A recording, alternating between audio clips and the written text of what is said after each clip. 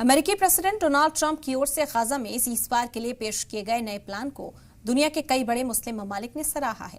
8 अरब और मुस्लिम अक्सरियत ममालिक ने अपने बयान में कहा कि वो अमेरिकी प्रेसिडेंट की ईमानदार कोशिशों का इस्तकबाल करते हैं। इन ममालिक में सऊदी अरब और पाकिस्तान भी शामिल हैं। ट्रंप की प्लानिंग पर इजरायली पीएम बेंजामिन नेतन्याहू रजामंद हो गए हैं। हालांकि अभी तक फिलिस्तीनी गुट हमास ने इस पर अपनी हामी नहीं दी है।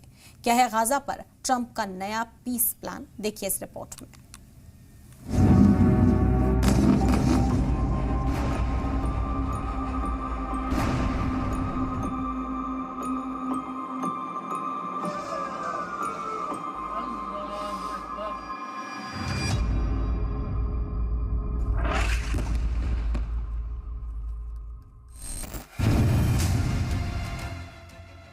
Israeli PM Benjamin Netanyahu Gaza में सीज़फायर पर रजामंद हो गए हैं।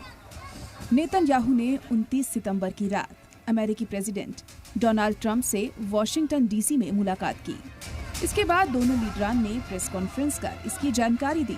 ट्रंप ने इजराइल गाजा में सीज़फायर के लिए 20 पॉइंट का प्लान भी तैयार किया है। ट्रंप ने कहा कि अगर हमास इस प्लान को नहीं मानता तो इजराइल के पास उसे खत्म करने का पूरा हक है और अमेरिका इसमें साथ देगा। वहीं इजरायली पीएम नेतन्याहू ने कहा, गाजा में एक पुरअमन एडमिनिस्ट्रेशन होगा, हमास के सभी हथियार हटाए जाएंगे और गाजा से इजराइल धीरे धीरे पीछे हटेगा। वास्तव में नेतन्याहू के पास कोई ऑप्शन नहीं था। जब उनकी डोनाल्ड ट्रंप से मुलाकात हुई तो डोनाल्ड ट्रंप ने उनको साफ तौर पे राइट एक्ट सुना दिया होगा। अमेरिका के अंदर बड़े पैमाने पर लोग इसराइल के खिलाफ हो चुके हैं। बहुत ज़बरदस्त अमेरिका को भी प्रेशर है, रिपब्लिकन की तरफ से भी प्रेशर है और साफ तौर पे उन्होंने कहा होगा कि अगर वो सीज़फायर को एक्सेप्ट नहीं करते तो जो अमेरिका की तरफ से उनको सपोर्ट मिल रहा है वो सपोर्ट शायद उनके लिए मुमकिन नहीं होगा। दूसरा, नेतन्याहू को साफ तौर पर नजर आया होगा जब उन्होंने जनरल असेंबली में टॉक दिया तो एम्प्टी चेयर्स को उन्होंने बातचीत की। वास्तव में बहुत सारे देश के जो प्रतिनिधि थे उठ के चले गए।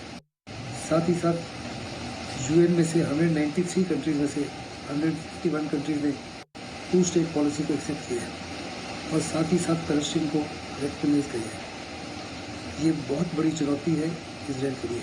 ये सब लोग जो पिछले 1-1.5 साल से परेशान हैं, सिर्फ इंसानियत कत्ल हो रही थी, हर जगह इंसान मर रहे थे और तबाही जो है वो उसको आप असेस नहीं कर सकते कितनी तबाही हो चुकी है।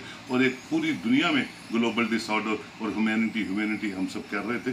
देर आए दुरुस्त आए, फाइनली जो है हम सब पूरी दुनिया में, मैं समझता हूँ जो भी इंटेलेक्चुअल कम्युनिटी है पूरी दुनिया की जो सूझबूझ रखते हैं और वर्ल्ड लीडर्स का इसमें बहुत बड़ा हाथ है। खासकर चाइना में जो मीटिंग हुई लास्ट, उसने दुनिया को बता दिया कि जंगों से और इनह्यूमन एक्ट से कुछ नहीं होने वाला है। आफ्टर ऑल बायलैटरल इश्यूज को बायलैटरली आप बातचीत करके जब हल करेंगे, उसी से अमन अमान और दुनिया जो है एक सुरखरू तरीके से आगे बढ़ेगी। तो हम सब लोग इसका वेलकम करते हैं और भगवान अल्लाह करे कि आगे भी इस तरह की जो यूएन रेजोल्यूशंस हैं या यूएन जितने भी लोग, जितनी भी कंट्रीज पीस को लेके काम करती है, उनके साथ बाकी ममालिक भी हाथ से हाथ मिला के अमन अमान को सबसे पहली तरजीह दे के पूरे दुनिया में अमन कायम करने में कामयाब हो। वॉशिंगटन में जैसे यूएस प्रेसिडेंट डोनाल्ड ट्रंप और इजराइल प्राइम मिनिस्टर नेतन्याहू की मुलाकात के बाद एक जो ये सीज़फायर का प्लान अनाउंस हुआ है और इस पर इजराइल ने हाँ कर दी है, बट यहाँ पे एक बड़ा सवाल है कि क्या हमास इसको मानेगा। 29 सितंबर की रात ट्रंप ने एक 20 पॉइंट का पीस फ्रेमवर्क लॉन्च किया है। इसके कोर में 3 चीज़ें हैं, ये समझना बहुत ज़रूरी है। गाजा में इमीडिएट सीज़फायर होना, हॉस्टेजेस रिलीज करना विद इन 72 आवर्स और एक interim technocratic government under international oversight.